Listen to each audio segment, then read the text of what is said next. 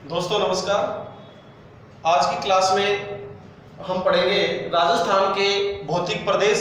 और राजस्थान के भौतिक प्रदेशों में हमने 3 भौतिक प्रदेशों का अध्ययन पिछली क्लासों में कर लिया है। और आज जो पढ़ेंगे हम वह है चौथा भौतिक प्रदेश, दक्षिणी पूर्वी पठारी भाग। कौन सा?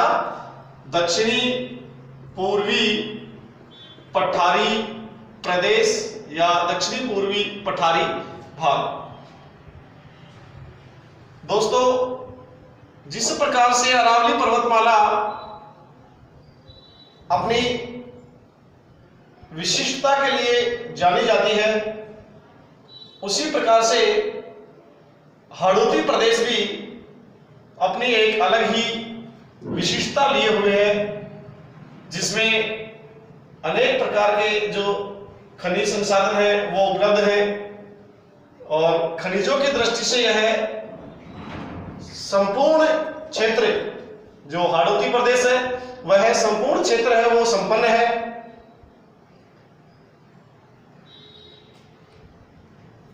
इस पठारी प्रदेश की दोस्तों हम बात करें, यह मालवा के पठार का ही एक भाग है। मालवा के पठार का उत्तरी भाग है और जिसे राजस्थान में हम जानते हैं हाड़ौती के पठार के नाम से।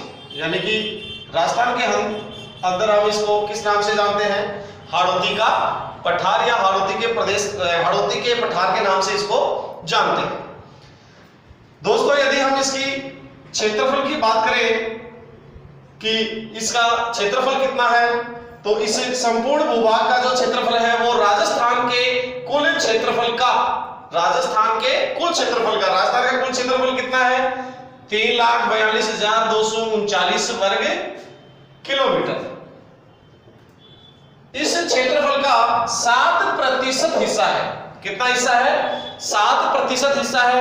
और राजस्थान की कुल जनसंख्या का इसमें जो निवासित है वो है दोस्तों 11%। कितना निवासित है? 11%। यानी कि क्षेत्रफल जो है इसका राजस्थान के क्षेत्रफल का 7% है और जनसंख्या जो है वो है 11%। दोस्तों, बदलते समय के अनुसार जो परीक्षा का पैटर्न है वह भी चेंज होता रहता है। अर्थात यदि क्षेत्रफल प्रतिशत में न पूछ करके और आपसे पूछ लिया जाए कि हाड़ौती प्रदेश का क्षेत्रफल कितना है और वर्ग किलोमीटर में आपको पूछा जाए, पर वर्ग किलोमीटर में ऑप्शन हो, तो आपको क्या करना है? इसका 7% निकाल लेना है। थोड़ी सी गणित लगानी है आपको। इसका क्या करना है? 7% इसका निकाल लेना है। यही पूछ रहा है, पूछने में कोई अन्य अलग से कोई प्रश्न नहीं पूछ रहा है वो, लेकिन आपको आंकड़े पूछ लिए, उसमें वर्ग किलोमीटर में पूछ लिया। अब आंकड़े पूछ लिए तो आपको क्या करना है दोस्तों? इस 7% का आपको निकाल लेना है कि भाई 3,42,239 है, उसका 7% कितना होता है। आगे दोस्तों हम इस पठारी प्रदेश के अंदर चले तो इसकी जो वर्षा है वह 80 से 120 सेंटीमीटर तक वर्षा होती है। कितने वर्षा होती है? 80 से 120 सेंटीमीटर तक। अर्थात हम कहें कि राजस्थान के अंदर जो सर्वाधिक वर्षा है वह इसी क्षेत्र में होती है। और सर्वाधिक वर्षा जिले की यदि बात करें तो किसमें होती है? झालावाड़ के अंदर 80 से लेकर के 120 सेंटीमीटर तक वर्षा होती है। जलवायु की यदि दोस्तों हम बात करें तो अति आर्द्र जलवायु पाई जाती है। अति आर्द्र जलवायु पाई जाती है। भाई वर्षा ज्यादा है तो जलवायु भी कैसी होगी? या अति आर्द्र होगी। और सर्वाधिक वर्षा वाला जिला भी कहां है? इसी हाड़ौती प्रदेश के अंतर्गत है। अब हम बात करें कि इसमें कितने जिले हैं, यानी कि जिलों की यदि बात करें कि इसके अंतर्गत कितने जिले हैं, तो दोस्तों पूर्ण रूप से 4 जिले हैं। कोटा, बूंदी, बारां और झालावाड़। लेकिन इसके अलावा 3 जिले और हैं जो आंशिक रूप से इसमें आते हैं। कौन कौन से? बांसवाड़ा,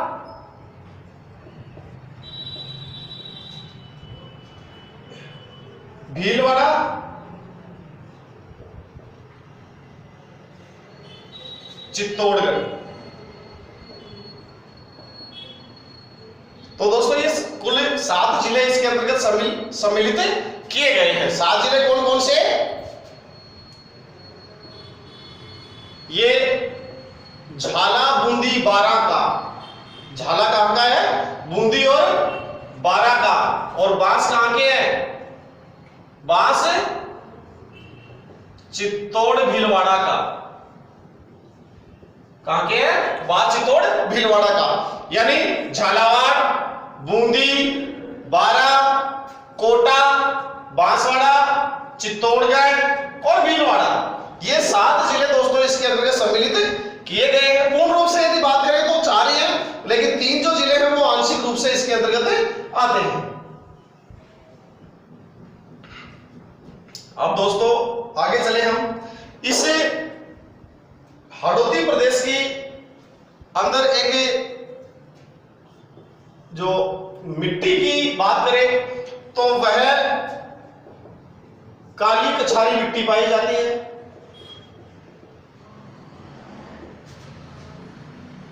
जिसका निर्माण बालूका चट्टानों से हुआ। निर्माण किससे हुआ?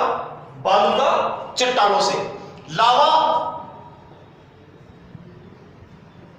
से निर्मित, बालूका चट्टान और लावा से निर्मित इसकी मिट्टी है, जो कि दोस्तों कपास के लिए बहुत ही महत्वपूर्ण है, बहुत ही उपजाऊ है। कपास की कृषि जो है वो यहां सर्वाधिक होती है। कपास को दोस्तों स्थानीय भाषा में बढ़िया कहा जाता है। क्या कहा जाता है? स्थानीय भाषा में इसे बढ़िया कहा जाता है।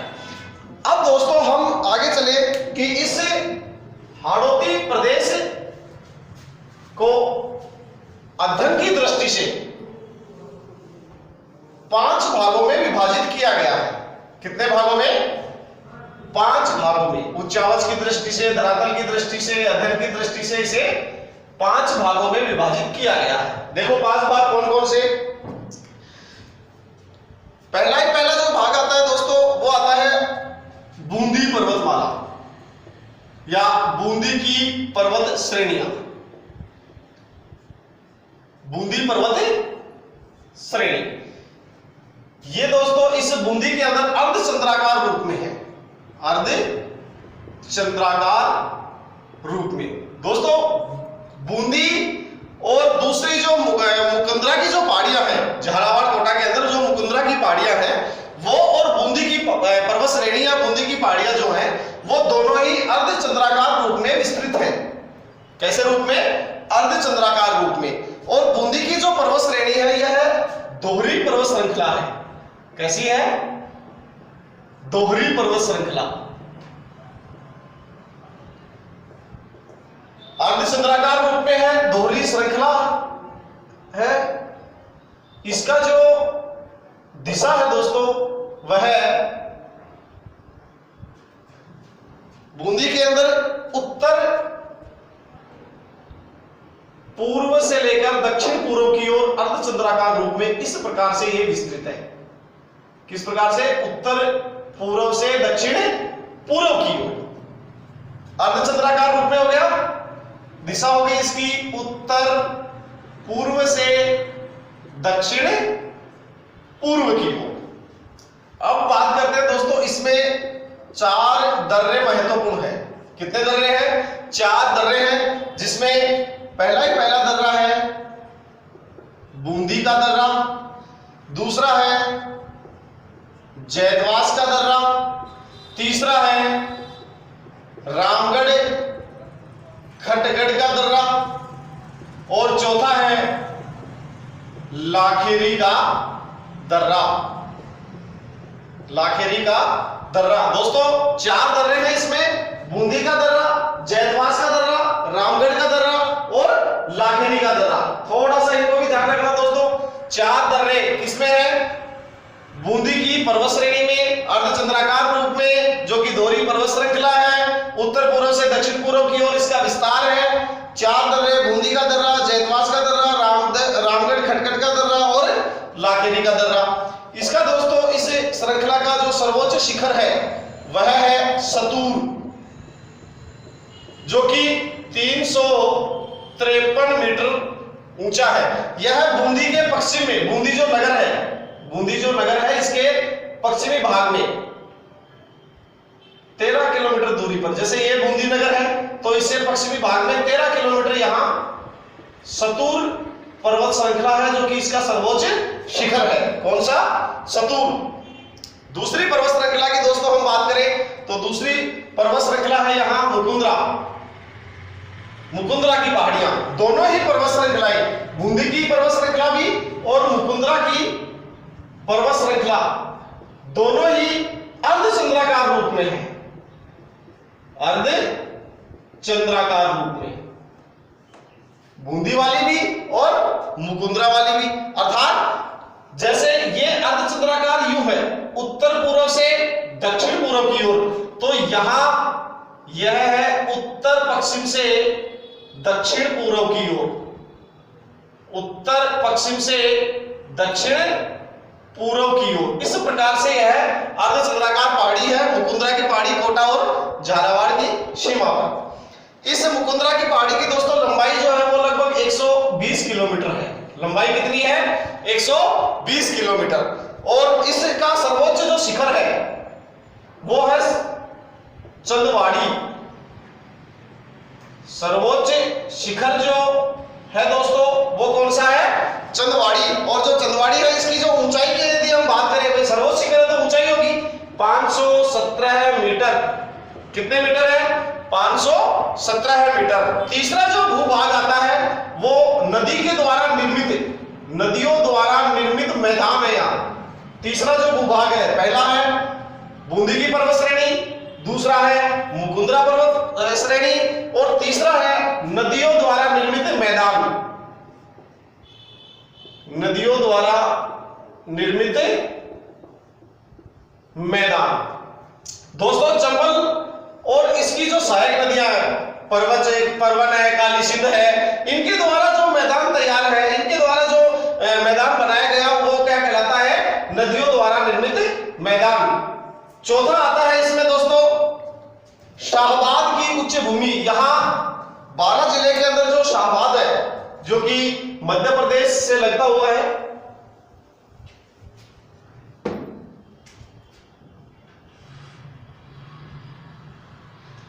शाहबाद की उच्च भूमि चौथा भाग है इसका। किसका? हाड़ौती प्रदेश के भाग पड़ रहे हैं। पहला बूंदी पर्वत श्रृंखला, मुकुंदरा, नदियों द्वारा निर्मित मैदान और चौथा है शाहबाद की उच्च भूमि। यह मध्य प्रदेश से लगता हुआ है और इसकी जो औसत ऊंचाई है दोस्तों वह है 300 मीटर। औसत ऊंचाई कितनी है? 300 मीटर औसत ऊंचाई। औसत ये जो बूंदी की पर्वत श्रृंखला थी इसकी लंबाई थी 96 किलोमीटर। मुकुंदरा की जो पहाड़ियां थी इसकी लंबाई कितनी थी? मुकुंदरा की 120 किलोमीटर।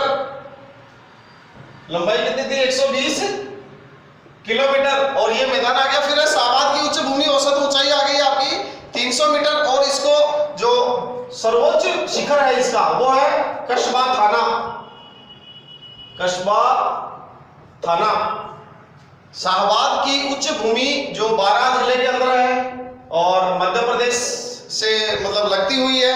और सर्वोच्च जो इसका शिखर है वो है कस्बा थाना, जो कि 456 मीटर ऊंचा है।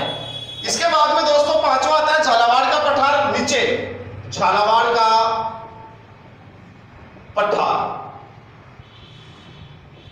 पांचवा इसका अध्ययन की दृष्टि से, उच्चावच की दृष्टि से भाग गया है झालावाड़ का पठार। और ये मालवा का उत्तरी भाग है। भाई मालवा का पठार है, इसका उत्तरी भाग क्या कहलाता है? झालावाड़ का पठार। इसके सर्वोच्च शिखर की यदि बात करें तो डग गंगधार। कौन सा है? डग गंगधार। इसका सर्वोच्च शिखर किसका? झालावाड़ के पठार का सर्वोच्च शिखर, जिसकी ऊंचाई है 450 मीटर। ये हो गया दोस्तों आपके इसके 5 भूभाग जो हमने उच्चावच या धरातल के आधार पर इसके भाग किए, अध्ययन की दृष्टि से इसके भाग किए। थोड़ा सा इनको ध्यान रख लेना। ये दोनों जो पहाड़ियां हैं वो अर्धचंद्राकार रूप में है। एक मैदानी भाग भी है यहाँ, ध्यान रखना। पठारी प्रदेश के अंदर मैदानी भाग है जो कि चंबल और उसकी सहायक नदियों के द्वारा निर्मित है। अब थोड़ा सा ध्यान रखना दोस्तों, इससे पहले वाले वीडियो में हमने पढ़ा था मैदानी भाग और पठारी भाग। पहले वाले में मैदानी भाग पढ़ा, आज पढ़ रहे हैं हम पठारी भाग। इन दोनों को जो मिलन का कार्य कर रहे हैं, अर्थात अरावली तथा विंध्याचल, अरावली तथा विंध्याचल जो पर्वतमालाएं हैं, उनका जो बीच का जो भ्रंश है वो कहलाता है वृहद महान घाटी भ्रंश। वृहद घाटी भ्रंश या महान घाटी भ्रंश किस भ्रंश को कहते हैं?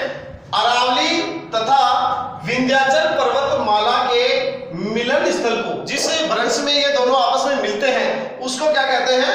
महान या वृहद घाटी भ्रंश कहते हैं। यह हो गया दोस्तों आपका राजस्थान के भौतिक प्रदेश